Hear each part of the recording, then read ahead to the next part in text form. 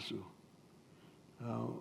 Of course, it's a concern to Pan-Africanists like ourselves that it's a reversal. Now, what will be the cause of this? Maybe those who have taken over, who have been in charge, have not been governing very well. Some of them we've seen revising the constitutions to do away with term limits, which had been created in the days of the reforms. So we need to do an introspection as to the causes of this reversion that we are seeing on the continent, and we hope that it is reversible. About my position that first we believe in East Africa, East African community as founded by the founding fathers of our independence. But they actually envisioned not just a community, but a federation. Mwalimu Nyerere, Mzee Kenyatta, Jaramogi, and Obote are talking of East African Federation. I will want us to work towards creating a federation where we can remove the borders so that there can be free flow of people and goods across our borders. This will make the community a very vibrant economy on the African continent, because now the DRC has joined. We are talking about over 300 million people population with a lot of resources. So that's what I would say about the community. Madalena, Kenya-Somali border. Yeah, this is a contentious issue.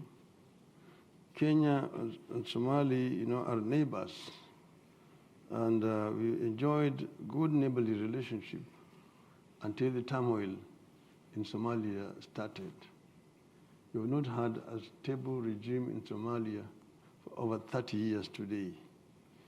This is really the cause of the crisis we are having, because we cannot really negotiate equitably with the regime that does not even have proper legitimacy. That issue of the border between Kenya and Somalia does not need to be contentious. It is an issue that does not even need to go to international courts of justice. It can be dealt with within the context of either East Africa or the African Union, and a amicable solution can actually be found to that problem. So I intend to pursue that option and find a peaceful solution to that dispute between us and Somalia. The climate change, yes, this is a big challenge, not just to Kenya, but not only to Africa, but globally. Africa, of course, is more of a victim than the offender in this regard, because our emissions are very negligible compared to the big offenders in Europe and in Asia. But we have a role to play ourselves, and we are playing this role very effectively. We've seen, for example, our policy on plastic waste, the issue of conservation of the environment in terms of our water towers, afforestation measures that we are taking, going green in terms of energy generation, because right now we are really trying to go the geothermal, solar, and wind. So we are almost nearly 80% there in this regard. So we will do everything possible to ensure that we are not in the league of offenders. Michael, our foreign policy first is to create a very friendly relationship with first our neighbors and cooperation within the East African community. Then to also play a role in the African Union. At the moment, as you know, I am the African Union High Representative on Infrastructural Development. That has given me an opportunity to move across the continent and establish contact with leadership around the entire continent of Africa. We want to create a friendly relationship among the African countries. We, of course, will not be neutral when it comes to aggression and violation of national integrity or sovereignty. Like, as you know, Kenya has been very firm at the UN Security Council on the issue of Ukraine. The invasion by Russia on Ukraine stand condemned by Kenya and most of the peaceful international community. That is where we are. So we will not be mentioning words on issues where violation of fundamental human rights are concerned, irrespective of where it is happening.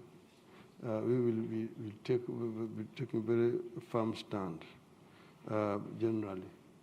I think I'm done. Thank you. Yeah, you are. So what I'm going to do is just 2 questions, because we're on time. We haven't had anyone from this side of the room. So gentleman there, yeah, you, sir. And this extreme side of the room here, there's not many of you sitting, but do any of you want to ask a question? This is your chance. No? Patrick Smith, you don't want to ask anything? But anyway, please go here first. Sean Curtin, Chattam House member. What is your attitude towards Kenya's debt to China, which is quite considerable? You have mentioned Pan-Africanism a lot, and that Chinese debt is definitely a Pan-Africanism problem. Thank you. What was your name? Sorry, Honourable. It was Sean Curtin. Sean, okay. No questions there? Doesn't matter then. The gentleman right here in the front is the last question. Yeah.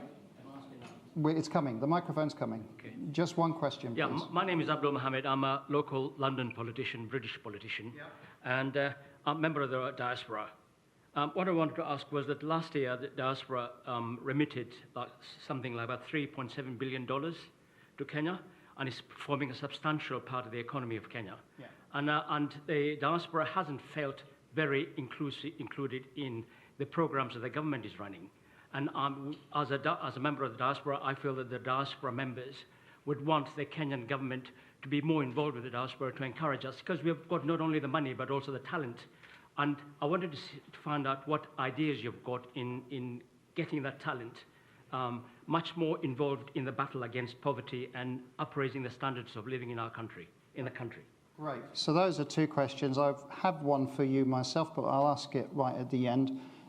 Please, Honourable Raila, if you answer those 2 questions.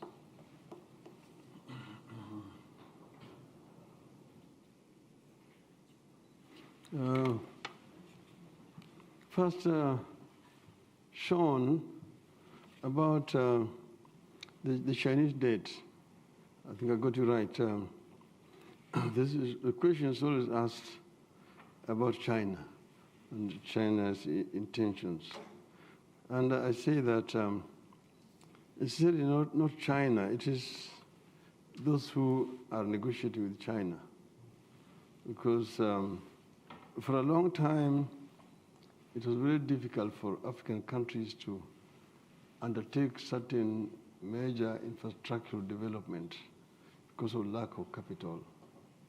And when at that time they were all just dependent on the West, particularly Bretton Woods institutions, the World Bank, the IMF, and bilateral donors at that time.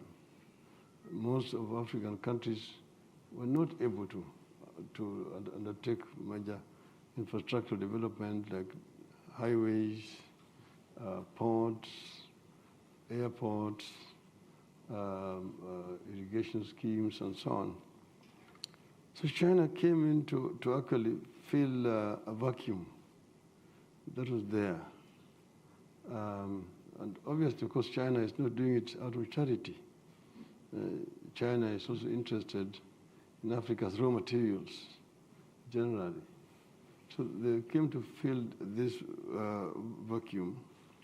And now it really depends on how the country negotiates, because they're not applying a blanket solution or terms across the continent. It depends on how you negotiate with the Chinese. If you don't have strong, tough negotiators, they will, of course, impose the terms on you. If you are desperate, beggars cannot be choosers, as they say. So in my view is that African government must actually negotiate favorable terms with the Chinese. And if you're uncomfortable with some of the terms, you renegotiate. Put it back on the table and renegotiate.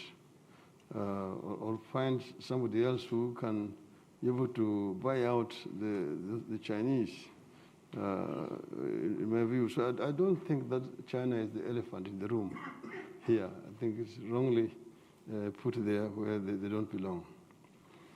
Abdul Hamid, there's the diaspora. I agree very strongly that diaspora is making a very strong contribution to Kenya's economy through remittances back home, which helps our foreign exchange reserves. I have been very much involved in trying to respond to the request of the diaspora. I remember when we started with the diaspora, I was talking about dual citizenship, which was not allowed. We pushed it against a lot of opposition and got it into the constitution that you can have your British citizenship here, but you can still also retain Kenyan citizenship. That, I think, was a major achievement. And we are also now trying to see that diaspora can invest in the country and that the investment will be protected. You know, like we're talking right now, for example, about massive housing development. And we want to create a situation where the diaspora can invest in housing while they stay wherever they're staying. And we actually intend to now set up a desk in the Ministry of Foreign Affairs that is just going to be dealing with diaspora matters, so that if the issues were concerned can be addressed effectively and fast enough for the diaspora.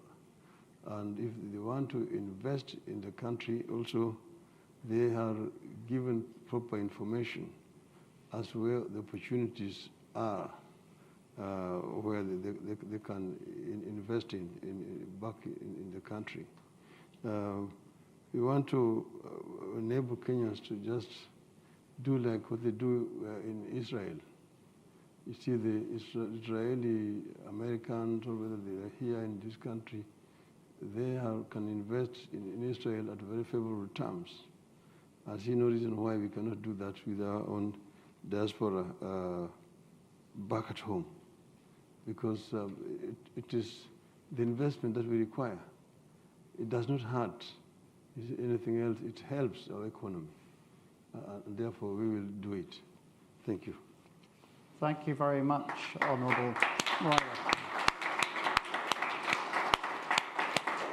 I had just one final question. You have an important meeting this evening. You're going to the Emirates Stadium to watch Liverpool play Arsenal, or Arsenal-Liverpool. What's going to be the score?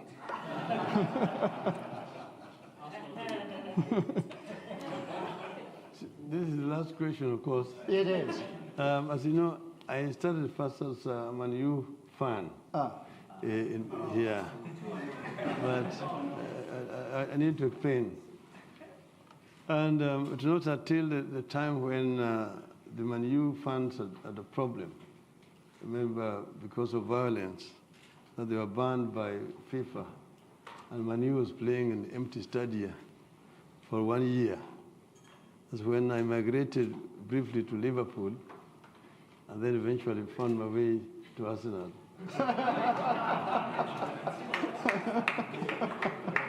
So I'm an Arsene Wenger Arsenalian. Arsene Wenger Arsenalian. So, and we are the only ones who produce the Invincibles. So tonight we have Liverpool playing against Arsenal. I know that Liverpool are really trailing very closely the leader, the Man City. But tonight I'm predicting at least 2 goals for Arsenal. Okay. I don't know how many for Liverpool. Thank you. You heard the prediction first at Chattam House. Thank you very much. Thank you. Thank you, everybody, and good evening. The next meeting we have here that might be of interest to you is the Secretary General of the African Free Continental Trade Area, and that will be on the 30th of this month. Information will be sent out shortly. Thank you very much.